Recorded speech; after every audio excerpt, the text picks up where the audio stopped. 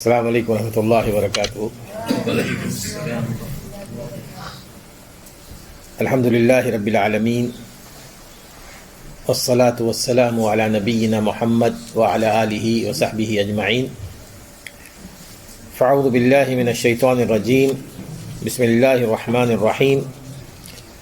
سل بنی اسرائیل کم آتیناہم من آیۃ بینہ ومن يبدل نعمة الله من بعد ما جاءته فإن الله شديد العقاب۔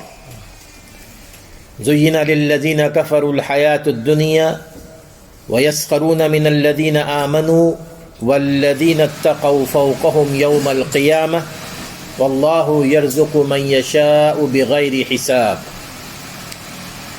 یہ دو آیات میں نے آپ کے سامنے تلاوت کی ہیں، ایک ہے آیت نمبر 211 211 اور آیت نمبر 212 212، یہ سورۃ البقرہ ہی کی ہے۔ جزاک اللہ خیر۔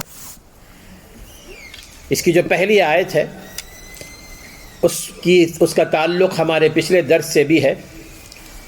اس آیت میں اللہ تبارک و تعالیٰ کا ارشاد گرامی ہے، سل بنی اسرائیل، پوچھو بنو اسرائیل سے، کم آتیناہم من آیۃ بینہ، کتنی تمہیں ہم نے کھلی کھلی نشانیاں دی تھیں۔ ومن يبدل نعمت اللہ من بعد ما جاءته فإن اللہ شدید العقاب، اور وہ لوگ جو اللہ تعالیٰ کی نعمتوں کو پانے کے بعد اس میں تبدیلی لا لیتے ہیں، اس کو بدل دیتے ہیں، یاد رکھیں کہ اللہ تبارک و تعالیٰ سخت عذابوں والا ہے، سخت عذابوں والا ہے۔ اس میں اللہ تبارک و تعالیٰ نے اس حوالے سے ارشاد فرمایا کہ جی بنو اسرائیل سے پوچھو کہ ہم نے کتنی نعمتیں ان کو دے رکھی ہیں۔ معنی یہ نہیں ہے کہ بنی اسرائیل سے جا کے پوچھیں، معنی یہ ہے کہ تم نے اپنے احوال کو ان کے سامنے رکھ کر جانچ کرنا ہے ان کی، کہ دیکھو کہ ایک دور وہ تھا کہ ان کو ہم نے بہت ساری نعمتیں دے رکھی تھی، اور ان نعمتوں سے پہلے ہم نے ان کے سامنے کھلی کھلی نشانیاں ان کو دے دی تھی۔ کھلی کھلی نشانیاں اس بات پر کہ جو پیغمبر تمہارے پاس آئے ہیں وہ برحق ہے، اور جو کتاب تمہارے پاس آئی ہے وہ برحق ہے، اور اس کے لیے جتنے اللہ تبارک و تعالیٰ نے میرے دوستو دلائل بنو اسرائیل کو فراہم کیے کسی اور قوم کو نہیں ملے۔ شروع سے آخر دیکھ لیجئے، موسیٰ علیہ السلام کو 2 معجزے دیے گئے، عصائے موسیٰ، پھر ان کا ہاتھ کا روشن ہو جانا، اسی طرح دریا کا پھٹ جانا، ان کے لیے راستہ بنانا، اسی طرح بادلوں کا ان پر سایہ کرنا صحرا میں، وہاں پر من و سلوہ کا اتارا جانا، اسی طرح پتھر سے 12 چشموں کا پھوٹ جانا، اور اسی طرح فرعون کا غرق کیا جانا۔ یہ بڑی بڑی نشانیاں تھیں، ہے نا، کہ جو اگر ایک نشانی بھی اس کے لیے کافی ہوتی تھی اگر وہ حق کو مان لیتا۔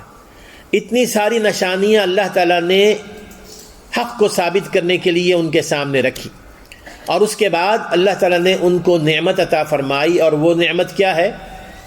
ایمان کی اور اسلام کی نعمت۔ ایمان اور اسلام کی نعمت اللہ تعالیٰ نے ان کو عطا فرمائی، لیکن اس کا معاملہ یہ ہوا کہ وہ ان نعمتوں کی قدر نہ کر سکے اور اس نعمت کو تبدیل کر کے رکھ دیا۔ اب یہ ہمارے لیے اللہ تعالیٰ یہ فرما رہا ہے کہ تم پوچھو ان سے، یعنی ان سے سبق حاصل کرو۔ وہ اس لیے کہ اس سے پہلی کی آیت میں نے پڑھی تھی پچھلے درس میں کہ فَإِن زَلَلْتُم مِّن بَعْدِ مَا جَاءَتْكُمُ الْبَيِّنَاتِ، ہم نے تمہارے پاس بھی ساری کھلی کھلی نشانیاں بھیج دی۔ اب کھلی نشانیاں پانے کے بعد تمہارا پاؤں پھسل گیا تو تم اس کے ذمہ دار ہوں گے۔ یہاں پر ماشاءاللہ پچھلے درس میں زللتم کے حوالے سے گفتگو ہوئی تھی، تو ہمارے جو ساتھی ہیں وہ اس حوالے سے تھوڑے سے کنفیوز تھے۔ اس کا معنی یہ ہے کہ فَإِن زَلَلْتُم، تمہارا قدم پھسل گیا۔ معنی یہ ہے کہ جیسے کہ حدیث میں رسول اکرم صلی اللہ علیہ وسلم فرماتے ہیں کہ ترکتکم علی المحجۃ البیضاء، میں جو جا رہا ہوں میں تمہیں کسی اندھیری گلی میں چھوڑ کے نہیں جا رہا ہوں، کسی اندھیرے راستے پر چھوڑ کر نہیں جا رہا ہوں۔ ترکتکم علی المحجۃ البیضاء، تم کو بالکل روشن راستے پر چھوڑ کر جا رہا ہوں، بالکل روشن راستہ، لیلوہا کا نہاریہا، یہ راستہ ایسا روشن ہے جس طرح دن روشن ہوتا ہے، یعنی اس کی راتیں اتنی روشن ہیں جس طرح دن روشن ہوتا ہے۔ اور پھر اس راستے کو پانے کے باوجود اگر کوئی راستہ بھٹک جائے لا یزیغ عنہا الا ہالک، راستہ وہی بھٹکے گا جو اپنے آپ کو تباہ کرے گا۔ معنی کیا ہے کہ اللہ تعالیٰ نے پوری نشانیاں بتا دی، راستہ بالکل صاف ستھرا ہے، سارے سائن لگے ہوئے ہیں، سب کچھ ہے، اس کے باوجود اگر ہم سے غلطی ہو جائے تو ہم ہی اس کے ذمہ دار ہیں نا، ہم ہی اس کے ذمہ دار ہیں۔ غلطی ہونے کا مطلب یہ ہوتا ہے کہ پاؤں پھسل جائے۔ پاؤں پھسلا اس وقت اگر پھسلتا ہو جب اندھیرا ہو، جب تاریکی ہو، جب کچھ پتہ نہ چلے کہ آپ کس راستے پر جا رہے ہیں، اور اگر آپ کا پاؤں پھسل جائے تو وہاں تو بات بنتی ہے۔ لیکن جب آپ کو بتا دیا گیا ہے کہ جی کہ آگے راستہ خطرناک ہے، یہ راستہ ادھر جاتا ہے، یہ راستہ ادھر جاتا ہے، سائن بورڈ لگے ہوئے ہیں، سب کچھ کھلا کھلا لگا ہوا ہے، لیکن اس کے باوجود اگر ہم وہاں پھسل گئے تو پھر یہ غلطی ہماری ہوگی۔ اور اس طرح اللہ تبارک و تعالیٰ نے ہمیں بھی یہ نعمتیں دے رکھی۔ اب انہوں کو اللہ تعالیٰ نے جو نعمتیں ان کو دے رکھی تھیں، ان کو کس طرح انہوں نے تبدیل کیا؟ ان کے دین کو، ان کے ایمان کو۔ آپ جانتے ہی ہیں، پچھلے دروس میں ہم نے پڑھا ہے کہ بنو اسرائیل میں جو بڑی بڑی گمراہیاں آئی تھیں، ایک تو سب سے بڑی چیز کہ وہ اپنے دین میں رد و بدل کرتے تھے۔ انہوں نے اللہ کی کتاب میں تحریف کی، اللہ تعالیٰ کی کتاب میں اپنی طرف سے بہت کچھ الفاظ اس میں داخل کر دیے، بہت کچھ جملے اپنے داخل کر دیے کہ پتہ نہیں چلتا کہ کون سی چیز اللہ تعالیٰ کی طرف سے آئی ہے، کون سی چیز مفسرین، ان کے جو مفسرین ہیں انہوں نے لکھی ہے۔ پھر اسی طرح جب موقع ملتا وہ شرک کی طرف دوڑ پڑتے تھے، جب موقع ملتا بدعات کی طرف دوڑ پڑتے تھے۔ یعنی اللہ تعالیٰ نے ان کو فرعون کی قوم سے نجات دلائی اور من و سلوہ بھیجا، یہ ساری کی ساری۔ اس کے بعد جب وہ ایک جگہ وہ تھوڑے سے ٹھہر گئے نا، قرار پایا، سیٹل ہوئے، اللہ تعالیٰ نے موسیٰ علیہ السلام کو کوہ طور پر بلایا تھا زبور کو تورات دینے کے لیے۔ آپ اللہ تعالیٰ کے سے تورات لینے کے لیے گئے تھے کوہ طور پر، اس موقع پر وہاں ان کو بھٹکایا گیا اور انہوں نے وہاں پر بچڑا بنا لیا نا، ایک گائے کا بچڑا، اور اس کی پوجا شروع کر دی۔ یعنی وہ موقع کی طاق میں رہتے تھے، جہاں بھی موقع ملا ہم نے اپنے پچھلے دین کو شامل رکھنا۔ ہمارا بھی یہی حال ہے، جب بھی موقع ملتا ہے وہ پرانی چیزیں ہم لے آ جاتے ہیں اور وہ ہمارے اپنے کلچر کے ساتھ اس کا شامل ہے۔ اسی طرح تعویل بہت کیا کرتے تھے وہ۔ تعویل کا معنی یہ ہے کہ اپنی طرف سے کوئی اور معنی اس میں پہنا دینا، اپنی طرف سے اس میں کوئی اور معنی، یعنی ایک چیز اللہ تعالیٰ نے اس کو حرام قرار دیا ہے، ہم یہ کہتے ہیں کہ نہیں یہ مکروہ ہے، حرام نہیں ہے۔ اللہ تعالیٰ نے اس کو حلال قرار دیا، ہم کہتے ہیں کہ جی کہ یہ مکروہ ہے۔ یعنی بہت ساری چیزیں ایسی ہیں جو حلال ہیں، لیکن ہم نے اپنی طرف سے ان کو مکروہ قرار دیا ہے۔ میں تفصیل میں جانا نہیں چاہتا، بہرحال ساتھیوں کو سب پتہ ہے۔ کئی ایک چیزیں جو ہم نے مکروہ قرار دی ہیں اپنے آپ پر، وہ پیور حلال ہے، پیور حلال ہے، اس میں کوئی ایسی بات نہیں ہے۔ تو یہ معنی دوسرے پہنانا یہ بھی بنو اسرائیل میں شامل تھا۔ اسی طرح انبیاء کی تنخیص ان کے پاس تھی، اسی طرح بدعات کا انہوں نے دروازہ کھول رکھا تھا، بدعات کا دروازہ کھول رکھا تھا۔ اب آپ دیکھیے کہ اللہ تعالیٰ فرما رہا ہے کہ تم اپنے آپ کو ٹیلی کرو ان کے ساتھ، کہ کہاں تک تم میں وہ ساری برائیاں آتی ہیں کہ نہیں آتی ہیں۔ اب اللہ تعالیٰ یہاں پر فرما رہا ہے کہ اگر تمہارے پاس اللہ تعالیٰ نے ساری کھلی نشانیاں دے دی تھیں، اس کے بعد اللہ تعالیٰ نے تمہیں دین دیا، اسلام دیا، ایمان دیا، اب اگر تم نے اسی طرح اس میں تبدیلی کرنی شروع کر دی تو یاد رکھو کہ اللہ تعالیٰ بڑے سخت عذابوں والا ہے، بڑے سخت عذابوں والا ہے، اس کو ذہن میں رکھو۔ اس کے بعد آیت نمبر 212 ہے، زُيِّنَ لِلَّذِينَ كَفَرُوا الْحَيَاةُ الدُّنْيَا۔ جو لوگ کفر اختیار کر چکے ہیں، جو کافر ہیں، ان کے لیے دنیا کی یہ زندگی بڑی خوبصورت بنائی گئی ہے، بڑی خوبصورت۔ یہاں پر روشنی ہے اور پھر کہکشاں ہے اور یہ ساری چیزیں، معنی کیا ہے کہ وہ بڑی عیش کی زندگی گزار رہے ہیں، کوئی پابندی نہیں ہے ان پر کہ یہ حرام ہے، یہ حلال ہے، یہ غلط ہے، یہ صحیح ہے۔ چاہے وہ کھانے پینے میں ہو، چاہے شادی بیاہ میں ہو، چاہے کپڑوں میں ہو، چاہے برتنے کی چیزوں میں ہو، ہر چیز ان کے لیے اوپن ہے۔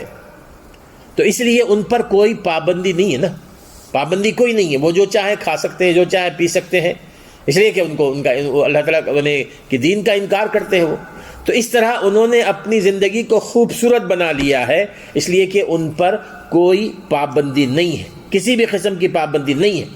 اب اس کے مقابلے میں آپ دیکھ لیں ایک مسلمان جو واقعی عمل کرنے والا ہے دین پر، ہر مسلمان نہیں، وہ جو واقعی دین پر عمل کرنے والا ہے، جگہ جگہ پہ قدم قدم پہ اس کو پابندیاں ملیں گی، نہیں یہ چیز حلال ہے، یہ چیز حرام ہے، تم یہ کپڑا پہن سکتے ہو، یہ کپڑا نہیں پہن سکتے ہو، تم سونا استعمال نہیں کر سکتے، تم حرام گوشت استعمال نہیں کر سکتے، تم شراب نہیں پی سکتے۔ اب یہ جگہ جگہ ان کو بتا دیا گیا ہے کہ تم اپنی خواہشات، جو غلط خواہشات ہیں ان کو پورا نہیں کر سکتے، جو جائز خواہشات ہیں اس کو پورا کر سکتے ہیں۔ تو اس طرح مسلمان کو پابندیوں میں جکڑا گیا نا، تو یہ دنیا مسلمان کے لیے پابندیوں سے بھرپور ہے، کفار کے لیے یہ دنیا بالکل آزاد ہے، اس میں کسی بھی قسم کی کوئی پابندی نہیں ہے۔ جیسے کہ رسول اکرم صلی اللہ علیہ وسلم نے اس کی مثال ایک حدیث میں آپ نے بیان فرمائی، صحیح مسلم کی حدیث ہے، الدنیا سجن المؤمن وجنت الکافر، صحیح مسلم کی حدیث آتی ہے، الدنیا سجن المؤمن، دنیا مومن کے لیے ایک قید خانہ ہے، جیل ہے، وجنت الکافر، اور کافر کے لیے جنت ہے۔ اب اس کا معنی وہی ہے کہ قید خانے میں جو رہے گا وہاں کے قوانین کی اس کو پابندی کرنی پڑے گی، کب جاگیں گے، کب اٹھیں گے، کب کھائیں گے، کب شاور لیں گے، کب کچھ کریں گے، ہر چیز میں ان کو پابند بنا دیا جاتا ہے۔ اب یہاں دنیا میں ہمارے لیے بھی یہ بات بتا دی گئی ہے، کھانے پینے میں ہو، پہننے اوڑھنے میں ہو، تمام چیزوں میں، کہ ہم نے کیا کھانا ہے، کیا نہیں کھانا ہے، کیا پہننا ہے، کیا نہیں پہننا ہے، یہ تمام کی تمام چیزیں ہمارے لیے ایک آزمائش رکھتی ہیں۔ تو ایک مسلمان ایک دنیا میں سخت نظام کا پابند ہوتا، سخت نظام کا پابند ہوتا ہے، آزاد نہیں ہوتا ہے کہ جو چاہے کرے، وہ جیسے چاہے کرے۔ اس کے مقابلے میں ایک کافر آزاد ہے، وہ جو چاہے کرتا پھرتا ہے۔ اب اس میں دیکھیے نا کہ بعض لوگ اس کا غلط معنی لیتے ہیں۔ اس کا معنی یہ نہیں ہے کہ ایک مسلمان کے اوپر دنیا کی آرائش، دنیا کی آسائش حرام ہے، یہ نہیں کہ آپ دنیا کی چیزوں سے لطف اندوز نہیں ہو سکتے اس لیے کہ آپ سجن میں ہیں، قید خانے میں ہیں، نہیں۔ جیسے کہ قارون کے لوگوں نے قارون کو نصیحت کرتے ہوئے یہ بات بیان کی تھی نا کہ وَلَا تَنْسَ نَصِيبَكَ مِنَ الدُّنْيَا، کہ تم کو اپنی آخرت کو بنانے کی فکر کرنی چاہیے۔ تم اس میں دنیا میں بلائے گئے ہو تاکہ تم اپنی آخرت کو بناؤ، لیکن وَلَا تَنْسَ نَصِيبَكَ مِنَ الدُّنْيَا، لیکن دنیا کے حصے کو نہ بھولو۔ تم اس دنیا میں رہ رہے ہو اور اس دنیا میں تم کھاؤ، کماؤ، لطف اندوز ہو، لیکن جائز حدود میں رہتے ہوئے، شرعی حدود میں رہتے ہوئے۔ شادی بیاہ کے موقع پہ آپ خوشی کا اظہار کریں شرعی حدود میں رہتے ہوئے۔ عید آتی ہے، خوشی کا اظہار کریں شرعی حدود میں رہتے ہوئے۔ رسول اللہ صلی اللہ علیہ وسلم نے خود فرمایا، عید کا ایک دن تھا، صحیح حدیث میں آتا ہے، رسول اللہ علیہ وسلم عید کی نماز پڑھا کر اپنے گھر تشریف لائے، حضرت عائشہ وہاں پر تھیں، وہاں پر کچھ بچیاں بیٹھی ہوئی تھیں اور وہ نشید گا رہی تھیں اور وہ دف بجا رہی تھیں۔ تو اس موقع پہ ابو بکر صدیق رضی اللہ تعالیٰ عنہ تشریف لائے، انہوں نے ان کو روکنے کی کوشش کی، ان بچیوں کے کہ رسول صلی اللہ علیہ وسلم یہاں تشریف فرمائے اور تم دف بجا رہی ہو۔ رسول نے فرمایا کہ نہیں، ان کو مت روکو، یہ آج کا عید کا دن ہے، خوشی کا دن ہے، ان کو دف بجانے دو۔ یعنی معنی یہ ہے کہ شرعی حدود میں رہتے ہوئے آپ اپنی خوشیوں کا اظہار کر سکتے ہیں۔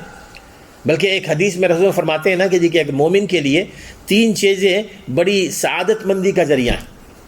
ایک تو اس کے پاس وسیع مکان ہو، بڑا مکان ہو، اس کے پاس اچھی سواری ہو، اور اس کے پاس نیک بیوی ہو۔ اگر یہ تینوں چیزیں مل جائیں تو اس کی سعادت مندی ہے، اس کی خوش قسمتی ہے۔ مانا یہ نہیں ہے کہ جی کیا آدمی اپنے آپ کو ایک چھوٹے سے کمرے میں بند کر کے رکھے۔ اللہ تعالیٰ نے اگر آپ کو دیا ہے تو آپ اس کا پورا استعمال کریں، لیکن شرعی حدود میں رہتے ہوئے۔ بہرحال مومن اور کافر کے معاملے میں یہ جو حدیث آتی ہے، اس میں یہ بات بھی ہے کہ ہو سکتا ہے کہ مومن بہت زیادہ مالدار، اس کے مقابلے میں کافر شاید غریب ہو۔ اب ایسے موقع پر پھر کیا کہیں گے، مومن زیادہ مالدار ہوگا تو مومن کے لیے تو جنت ہی ہے نا، اور کافر کے لیے وہ قید خانہ ہو جائے گا۔ یہ بات نہیں ہے۔ مولانا نواب صدیق حسن خان صاحب کا نام آپ نے سنا ہوگا، نواب صدیق حسن خان معروف بہت بڑے عالم گزرے، انہوں نے اردو زبان میں صحیح بخاری، صحیح مسلم کا پہلی دفعہ ترجمہ کروایا تھا۔ یہ نواب تھے، اودھ کے نواب تھے، ان کی شادی کسی نواب کی بیٹی سے ہوئی تھی تو وہ ان کا تخلص بھی نواب ہو گیا تھا، لیکن اللہ تعالیٰ نے جتنا مال دیا تھا نا، انہوں نے حدیث کی خدمت میں لگایا، اس کو حدیث کی خدمت میں لگایا تھا۔ الحمدللہ آج بھی وہ جاری ہے، سمجھیے ان کا یہ فائدہ اس کا۔ ان کا یہ معمول تھا، دلی کی بات ہے، ان کا معمول تھا کہ وہ جب آیا جایا کرتے تھے تو وہ شاہی بگی میں آتے تھے۔ شاہی بگی آپ سمجھتے ہوں گے، جیسے کوئن وغیرہ استعمال کرتے ہیں گھوڑوں کی، شاہی بگی ان کی بڑی شان سے آیا جایا کرتے تھے۔ ایک دفعہ یہ واقعی صحیح ہے، بنایا نہیں ہے، کہ ان کی بگی میں وہ جب آ رہے تھے تو اس موقع پر ایک شخص ان کی بگی کے قریب آیا جو ہندو تھا. اس نے ان کی بگی کو روک کر کہا کہ مجھے مولانا ایک سوال آپ سے کرنا ہے. میں تیل کا کاروبار کرتا ہوں. تیل کی چھوٹی سی دکان تھی, اس کو تیل ہی کہتے ہیں نا, ہم تیل بیچتا ہوں. اب دیکھیے میرے کپڑے تیل سے بھرے ہوئے ہیں, میری بنیان پھٹی ہوئی ہے اور گندی سی ہے, اور آپ ماشاءاللہ اتنی زبردست قیمتی پوشاک پہنے ہوئے ہیں, آپ کے پاس اتنی شاندار بگی ہے. آپ کے رسول صلی اللہ علیہ وسلم فرماتے ہیں کہ الدنیا سجن المؤمن و جنت الکافر, کہ دنیا مومن کے لیے تو قید خانہ ہے اور کافر کے لیے تو جنت ہے. اب آپ جنت میں ہیں یا میں جنت میں ہوں؟ آپ قید میں ہیں کہ میں قید میں ہوں؟ تو انہوں نے ماشاءاللہ جو جواب دیا تھا ماشاءاللہ بہت ہی یعنی ناصحانہ حکیمانہ جواب. انہوں نے کہا کہ دیکھو اللہ تعالیٰ نے مجھے سب کچھ دیا رکھا ہے, ہر چیز کی ماشاءاللہ. یہ تمام چیزوں کے مقابلے میں ایک مومن کے لیے اللہ تعالیٰ نے جنت میں جو نعمتیں تیار کر رکھی ہیں نا,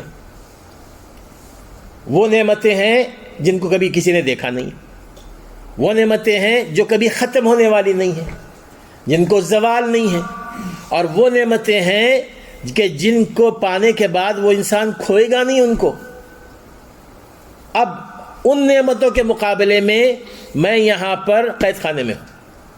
جو میرے پاس نعمتیں ہیں یقیناً وہ قید خانے کی طرح ہے میرے لیے ان نعمتوں کے مقابلے میں. اور اس وقت تم جو کھا پی رہے ہو نا, یا یقین کرو کہ ایک کافر کے لیے اس دنیا میں جو کچھ ملتا ہے, پھر اس کے بعد اس کے لیے جو عذاب انتظار کر رہا ہے نا اللہ تعالیٰ کا, تو اس عذاب کے مقابلے میں تم جنت میں ہو, اس کے مقابلے میں تم جنت میں ہو. تو اس طرح ہمیشہ اس کا ہمیں خیال رکھنا چاہیے کہ اللہ تعالیٰ نے اگر دے رکھا ہے تو معنی یہ نہیں کیجیے کہ ہم جنت میں ہیں. بہرحال یہ جو عذاب کا معاملہ ہے یعنی اللہ تبارک و تعالیٰ اس سے بچائے رکھے.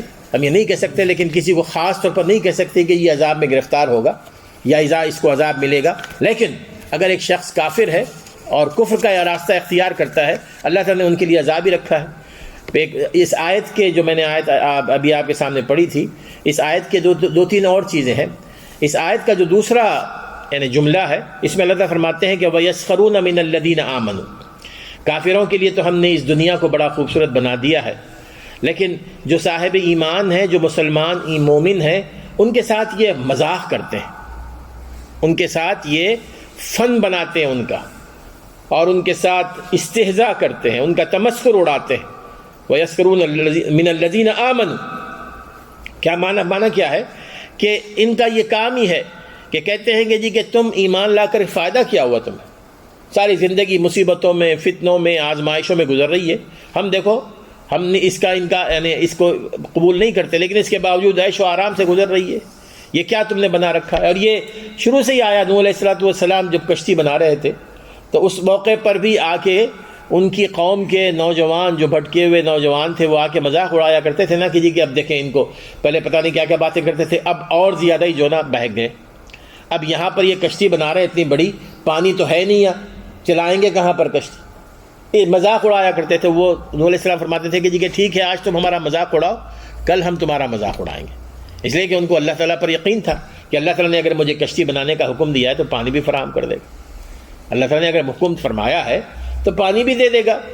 تو بہرحال وہ کافر جو ہوتا ہے وہ مومن کا مذاق اڑاتا ہے. اور میرے دوستو, جہاں تک مذاق کا تعلق ہے, اس میں یہ بھی ذہن میں رہنا چاہیے کہ جب کسی کا مذاق اڑایا جاتا ہے تو مقصد کیا ہوتا ہے؟ عام طور پر بہت کم ایسا ہوتا ہے کہ جی کہ ہمارا مقصد یہ نہیں تھا, ہماری نیت یہ نہیں تھی مذاق اڑانے کی. عام طور پر کہیں نہ کہیں یہ بات چھپی رہتی ہے.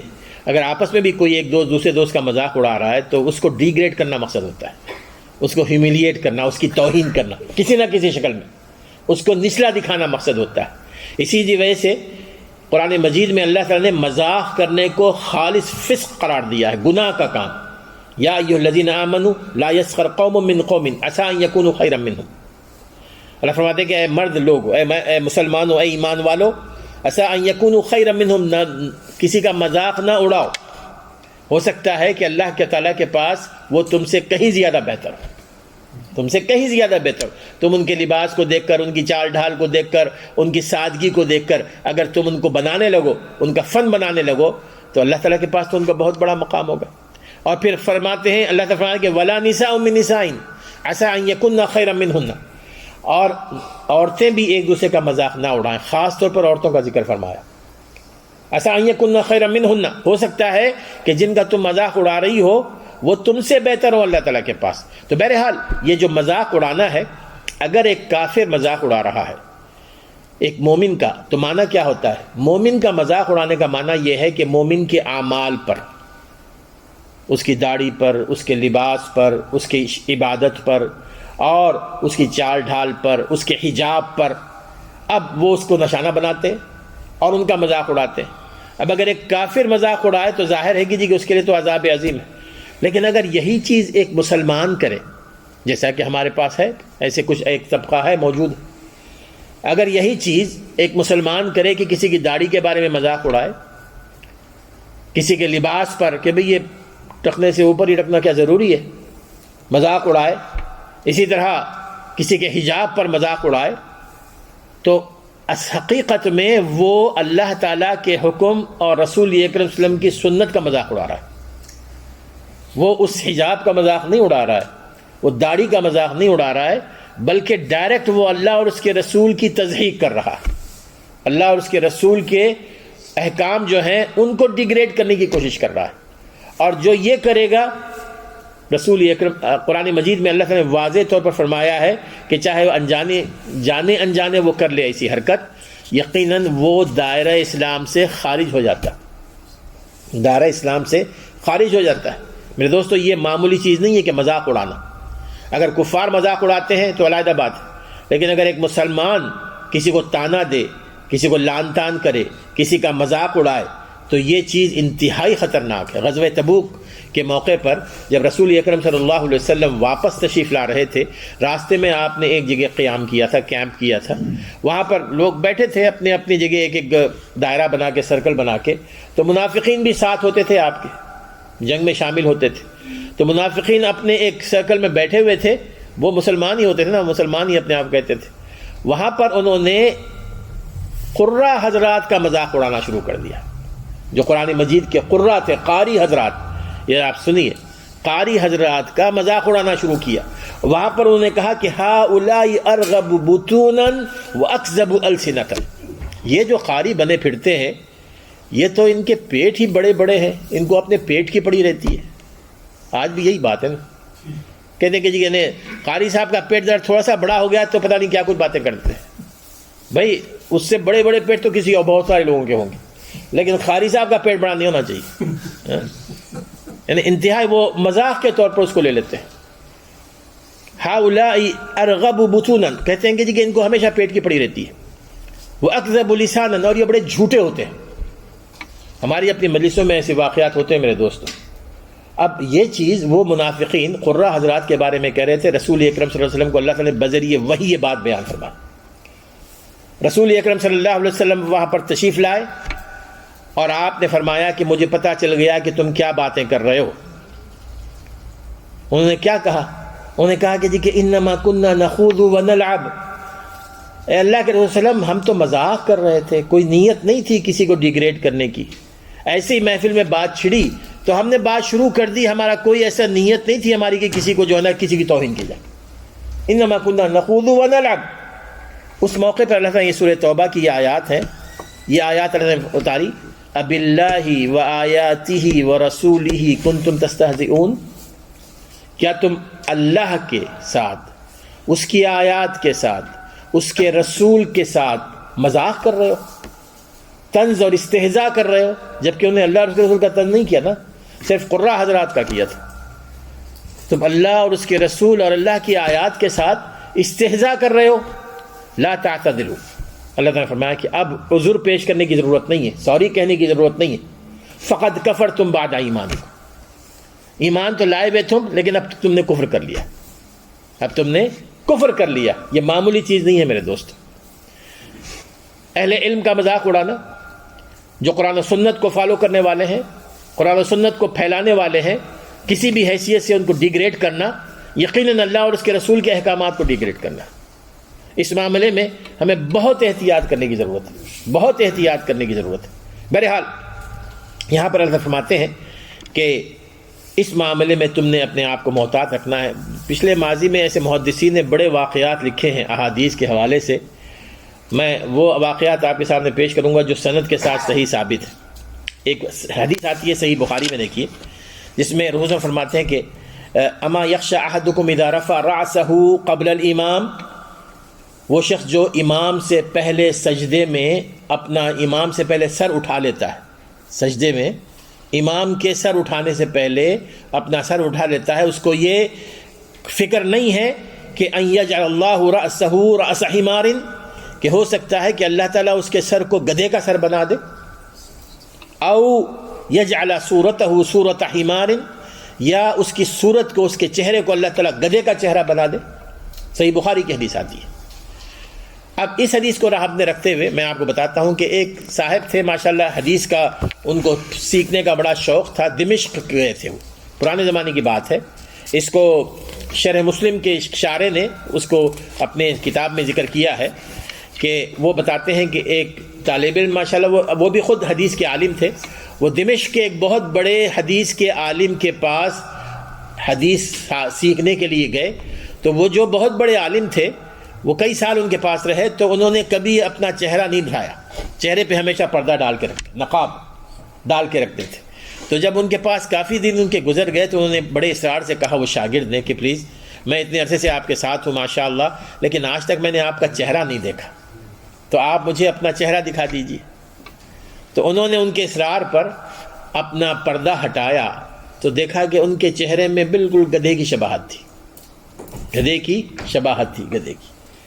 اس موقع پر انہوں نے کہا کہ دیکھو یاد رکھو، کبھی امام سے پہلے اپنے سر کو نہیں اٹھانا، سجدے میں امام سے پہلے اپنے سر کو نہیں اٹھانا، کیونکہ جب میں طالب علم تھا تو میں یہ جب حدیث میں نے سنی تھی تو مجھے مذاق سوجا، میں نے کہا کہ جی کہ یہ کس طرح ممکن ہے کہ جی کہ ایک انسان کا سر گدھے کی طرح ہو جائے، ایک انسان کا چہرہ گدھے کی طرح ہو جائے۔ میں نے عمدن استہزائیہ انداز میں امام سے پہلے سر اٹھانا شروع کر دیا، اور پھر چند ہی دنوں کے بعد میرے چہرے میں تبدیلی آنی شروع ہو گئی، اور ایک زمانہ گزر گیا کہ میرا چہرہ آہستہ آہستہ وہ گدھے کی طرح ہو گیا۔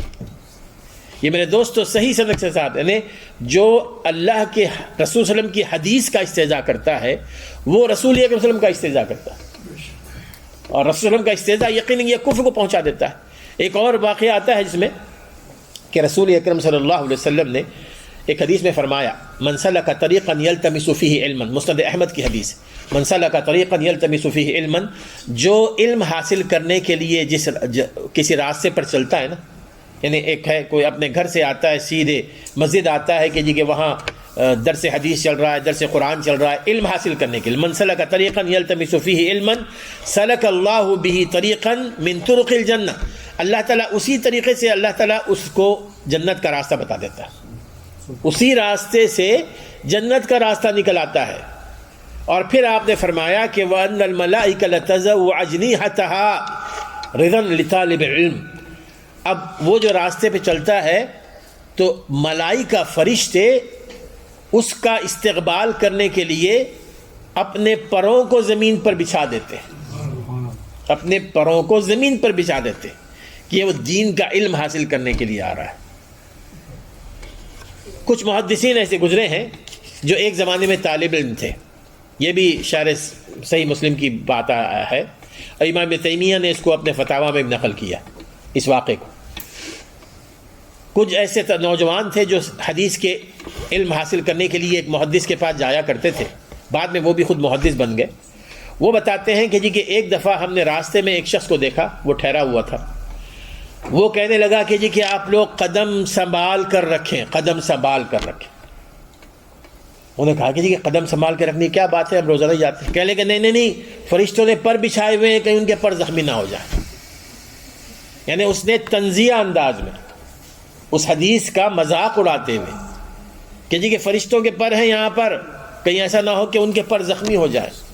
پھر وہ بتاتے ہیں کہ 2 ہی دن میں اس کے پاؤں پہ فالج گر گیا، معذور ہو گیا۔ یہ ہوتا ہے میرے دوستو اللہ تبارک و تعالیٰ کے احکام، رسول اکرم صلی اللہ علیہ وسلم کی سنت، آپ کے احکام کا مذاق اڑانا۔ طویل بات ہو جا رہی ہے، بہت سارے ایسے واقعات ہیں ذہن میں کہ جو ہمیشہ ہمیں یعنی مقصد یہی ہے کہ آج کی جو ہماری جو بات ہے وہ یہ کہ اللہ اور اس کے رسول کے ساتھ ہم جو آپس میں مذاق اڑانے کی کوشش کرتے ہیں وہ کبھی نہیں ہونا چاہیے. اور اگر آپ کہیں کسی کا مذاق اڑاتے ہوئے دیکھیں کسی حکم کا اس کے بارے میں تو سورۃ النساء میں اللہ تبارک و تعالیٰ نے یہ بات بیان فرمائی ہے کہ اس مجلس میں نہ بیٹھے، اس سرکل میں نہ بیٹھے. اللہ فرماتے ہیں کہ وَقَدْ نَزَّلَ عَلَيْكُمْ فِي الْكِتَابِ أَنْ إِذَا سَمِعْتُمْ آيَاتِ اللَّهِ يُكْفَرُ بِهَا وَيُسْتَهْزَأُ بِهَا. اللہ تعالیٰ نے قرآن مجید میں یہ آیات اتاری ہیں کہ کہیں کسی مجلس میں اللہ تعالیٰ کے کسی حکم کا استہزاء ہو رہا ہو یا اسی طرح اللہ تعالیٰ کے حکم کا انکار ہو رہا ہو فَلَا تَقْعُدُوا مَعَهُمْ، تم اس مجلس میں نہ بیٹھو، تم اس مجلس میں نہ بیٹھو حتی یخوضوا فی حدیث غیرہ، یہاں تک کہ وہ کسی اور موضوع پر گفتگو شروع کر دیں.